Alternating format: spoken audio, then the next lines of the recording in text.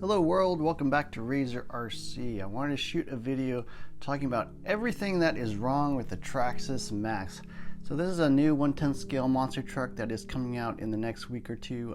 My local hobby shop actually had one for demo and you could take a look at it. So I've been looking at it, I've been doing my research on this truck, and there's a bunch of things that I think Traxxas kind of messed up on this. So this is all my own personal opinion. There are a lot of Traxxas fanboys out there, a lot of Traxxas haters out there.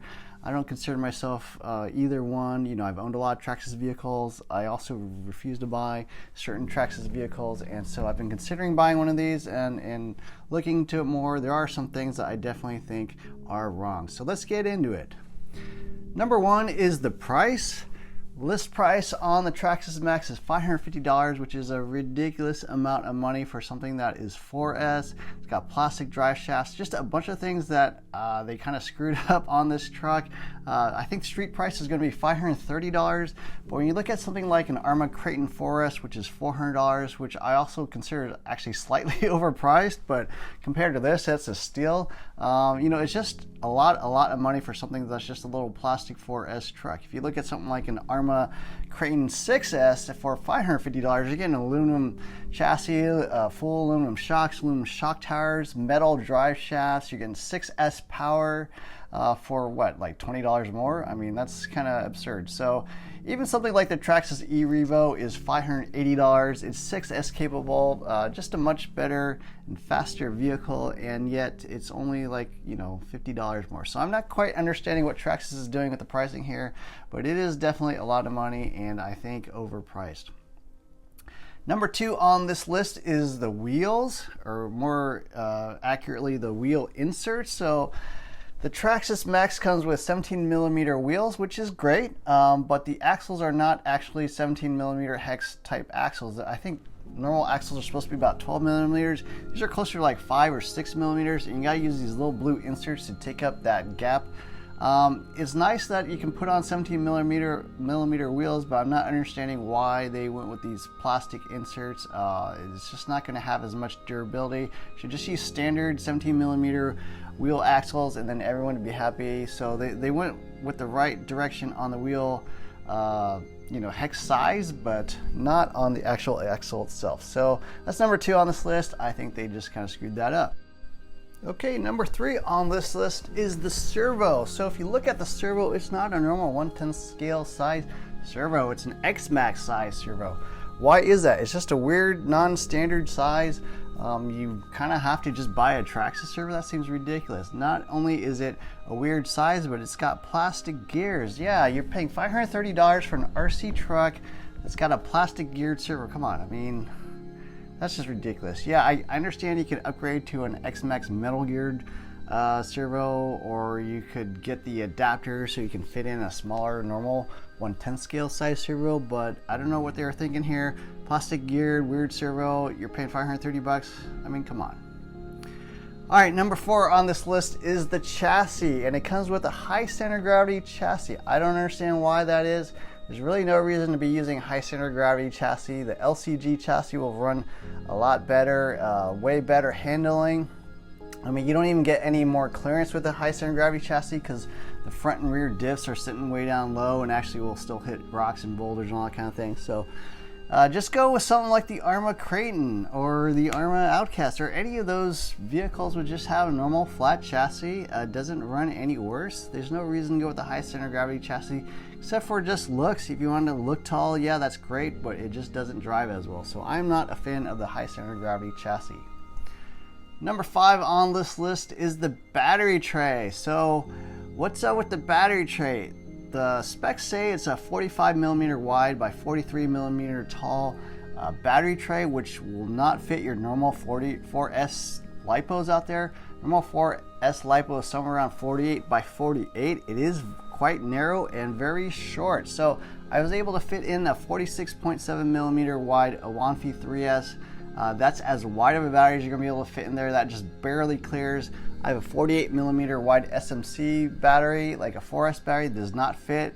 Actually, you can jam it in there, but not really recommended. I mean, you can just barely squeeze it in there.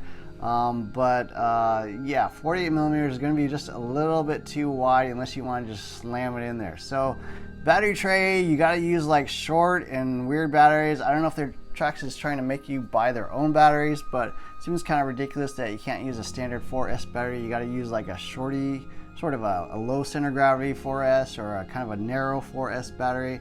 Just, I don't get that. I mean, a brand new chassis, it should fit normal 4S batteries. Number 6 on this list is the body clip-on system. I mean, I get it. It's nice to be able to take off your body really fast, but people have problems with these things on the X-Max and the Wrestler where they just kind of pop off. They don't hold on that well.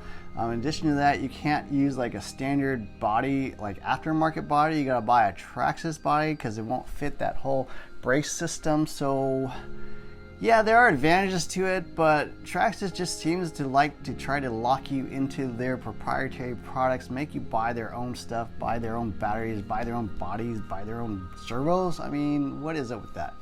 So not a fan of that.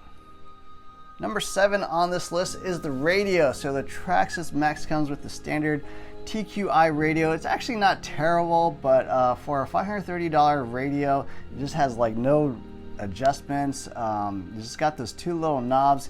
Now, if you actually get the Traxxas Link system, it actually works pretty well. You can hook it up to your phone and get all the adjustments that way, and that actually turns into a decent radio with using your phone as a display, but you gotta spend another $35 for that. So not a fan of the radio. It's just got a couple little LEDs and a couple knobs, and you know, it's a little below average in my opinion. Number 8, and this is a big one. The Traxxas Maxx comes with plastic drive shafts. Yeah, you're spending $530 for an RC car with a plastic chassis, plastic drive shafts. I mean, come on, this is 4S power. For that amount of money, you should be getting metal drive shafts. Now, I have plastic drive shafts on my Armored Crate 4S, but that's a $400 car. So, you know, it looks like they're trying to make the Traxxas Maxx capable of running more power, bigger systems and stuff, but they still got plastic drive shafts, and they're just cheaping out on you on that. I mean, come on.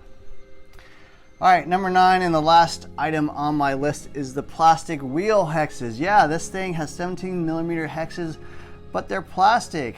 Why is that? I mean, come on, metal hexes all the way. I mean, if you're going 17mm hexes, you're running a lot of power, 4S capable, you're capable of doing like 55 miles per hour plus.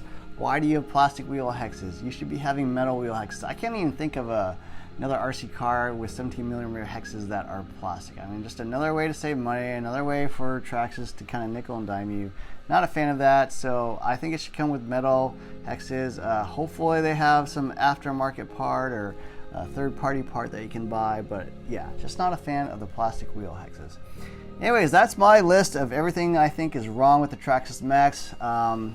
I've been thinking about buying one of these. I'm still kind of on the fence now that I've kind of looked at it more in detail. Some of my batteries don't even fit in this thing. I mean, I even bought a battery specifically for this vehicle and it doesn't fit, and so I'm kind of upset about that. So anyways, let me know what you think about the Traxxas Maxx, whether you're planning to buy one, whether you think these are problems or not, whether I'm just griping.